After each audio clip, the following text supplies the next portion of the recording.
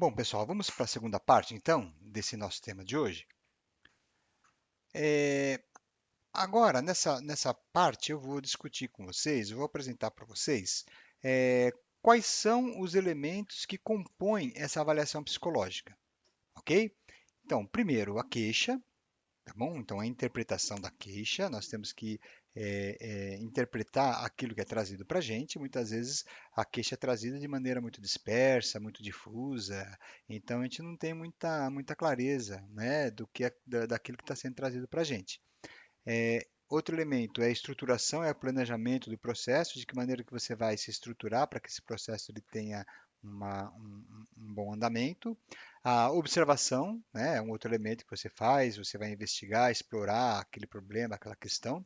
Aí você vai interpretar aquilo que você viu, então você, de posse dessas observações, de posse dos resultados das aplicações dos testes e tudo mais, outras atividades, que você explorou, você vai interpretar tudo isso, tá? E aí você vai concluir e apresentar os resultados para a pessoa que fez a encomenda do diagnóstico. Então vamos lá, a interpretação da queixa, né? De que maneira nós podemos interpretar a queixa que nos chega, tá? Podemos pensar, né, que a queixa vai ser uma investigação que você faz a partir do motivo que os pais apresentam. Então, os pais eles vão chegar e te apresentar um motivo pelo qual aquela criança veio para o tratamento, tá?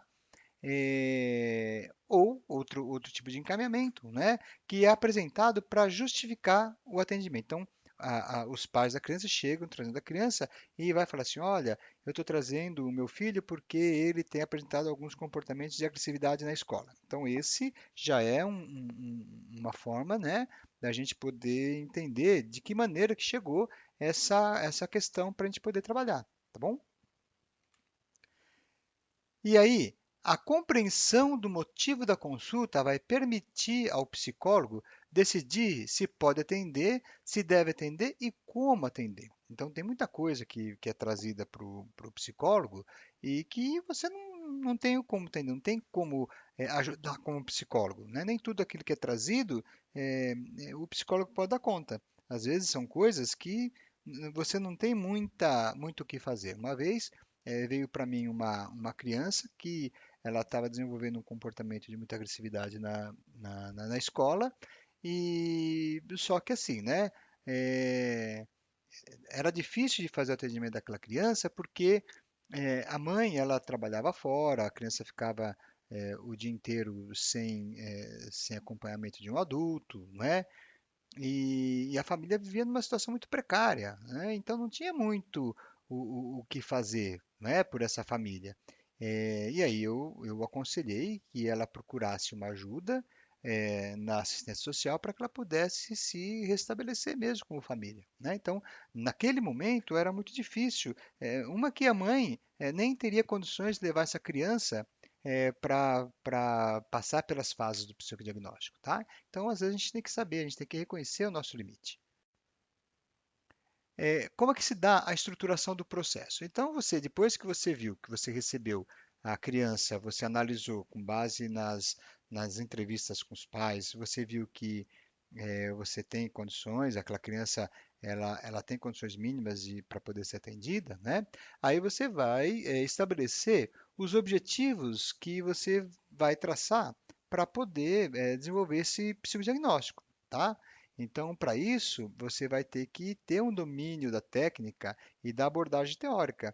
Então, você vai ter que verificar se, para aquele caso, o domínio que você tem em determinado tipo de aplicação de teste, de atividade psicodiagnóstica, está dentro da sua capacidade, está dentro da sua técnica, para você poder desenvolver determinada atuação, né? E também se você tem os recursos para aquela intervenção. Você tem que verificar, a partir daquilo que o paciente te traz, se você possui recursos, não só recursos materiais, mas recursos emocionais também. Nós não podemos esquecer que muitas vezes nós acabamos sendo surpreendidos com situações de pacientes que nos trazem e que a gente tem que ter clareza, que nem sempre vai dar para a gente poder dar continuidade, né? Eh, Mais à frente, a gente vai falar um pouco sobre a questão da transferência, de contra-transferência, que está sempre presente, né? A gente tem que entender, a gente tem que perceber quando isso estiver muito presente para a gente, que é o momento da gente buscar ampliar esses nossos recursos. Então, mas de antemão, você já tem que ter essa clareza, se você tem esses recursos emocionais e materiais para poder desenvolver esse trabalho. Bom, aí vem a observação, investigação e exploração. Tudo isso são métodos e técnicas que você vai se utilizar para obter as informações, os dados, não é, sobre esse caso, tá? Então, isso aí você vai obter por meio de observação. Então, quando você está fazendo uma entrevista com os pais, você não vai ficar atento apenas àquilo que os pais estão falando, você vai ficar ligado naquilo que está acontecendo, na maneira deles citarem determinadas questões, enfim, tá? Então, a gente tem sempre que ter essa observação, né? A entrevista, que propriamente o instrumento que a gente se utiliza, né, com os pais e tudo mais, e os testes, tá? Os testes psicológicos também, eles são importantes e fundamentais para a gente poder ter um bom resultado. E aí vem a interpretação das informações e dos dados, tá? Que envolve, obviamente, um raciocínio clínico, tá? Segundo o Walter Trinca, a interpretação ela é a apreensão do objeto presente, daquilo que é dado. Então você tem que entender que o que você está interpretando uma coisa daquele momento. Pode ser que antes tenha sido diferente e depois vai ser modificado. Mas naquele momento é o que você está identificando. É como se fosse uma foto. É como se tivesse uma foto daquele momento que o paciente está. Identificação de objetos semelhantes ao da experiência anterior. É você verificar se aquilo que é trazido pelo paciente, né, ou pela mãe do paciente, pelo pai, pelo cuidador do paciente, se isso tem alguma relação com uma situação passada, ou se é só agora que ele está manifestando aquela dificuldade, aquele problema, tá? Uma analogia entre as partes constituintes de um mesmo objeto, ou seja, o quanto que aquela situação anterior, né, de um tempo atrás, sendo diferente da situação agora, o quanto que uma não está diretamente ligada à outra, tá? Um pensamento classificatório, você precisa ter uma capacidade de classificar, né, determinados comportamentos, dependendo da sua origem e tudo mais, e nunca deve se esquecer que a teoria é que vai nortear. Então, sempre o recurso à prática, tá? Sempre recorrência à teoria, não só à prática, mas à teoria também. E aí nós temos que pensar, né? Nós temos que verificar qual é a conduta do psicólogo para esse tipo de demanda, né? Então, o psicólogo deve ter um comportamento acolhedor.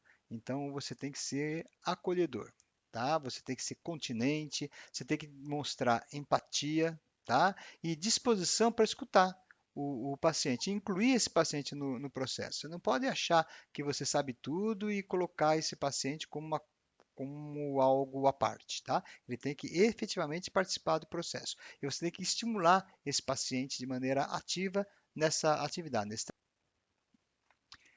E aí vem a conclusão e comunicação dos resultados, tá?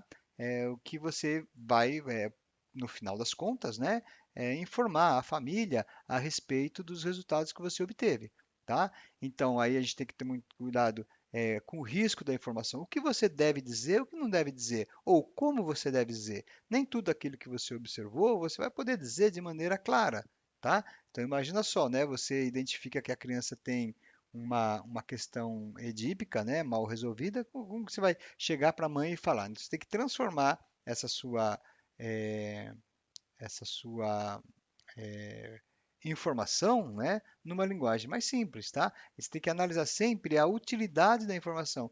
Para que essa informação vai ser utilizada, né? E também, quando você trabalha com uma equipe multiprofissional, você tem que saber de que maneira você vai fazer essa informação para a equipe, tá bom?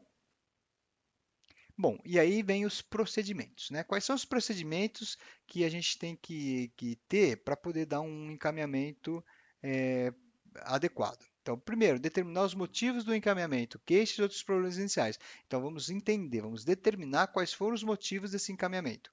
Depois, vamos levantar dados de natureza psicológica, social, médica, profissional sobre aquele indivíduo que vai ser submetido ao psicodiagnóstico, mas também de pessoas significativas, as pessoas que fazem parte, que estão muito próximas desse paciente. Você vai coletar dados, informações sobre história clínica e a história pessoal desse indivíduo, tá? Então você vai ter que tentar entender quais são os denominadores comuns que existem da história do indivíduo, da história pregressa dele, com o atual, para você poder ter uma clareza, né, de uma possível psicopatologia que está presente. Depois você vai estabelecer um plano de avaliação, ou seja, que é quando você vai verificar, né, essa possibilidade de avaliar, tá, de trabalhar com esse diagnóstico, e depois você vai estabelecer um contrato de trabalho com o sujeito responsável. Então você vai, a partir do planejamento que você fizer, né, você vai ter o plano de avaliação aqui. Então, por meio desse plano de avaliação, você vai estabelecer um contrato, onde você vai dizer quantas sessões você vai precisar, quais os dias que você pretende atender essa pessoa, se é uma vez por semana, se é duas, tá? Isso tudo vai depender de uma série de elementos que você vai apresentar no momento em que você estabelecer esse contrato com a pessoa, tá? Com a responsável pela criança. É, Você vai ter que administrar testes e técnicas psicológicas, tá certo? Então você tem que aprender, né? Tem que ser um bom aplicador de testes. Levantar os dados quantitativos e qualitativos. Então, quantitativos, é, a série da pessoa, quantos anos a pessoa tem, enfim, são dados mais objetivos, né? E os qualitativos, tá? Que é o que você vai buscar saber, você vai tentar compreender qualitativamente como que são essas questões. Você vai comunicar os resultados, tá? Você vai dizer, olha, a partir daquilo que eu pude estudar, a criança apresenta essa situação e, portanto, né, necessita desse encaminhamento.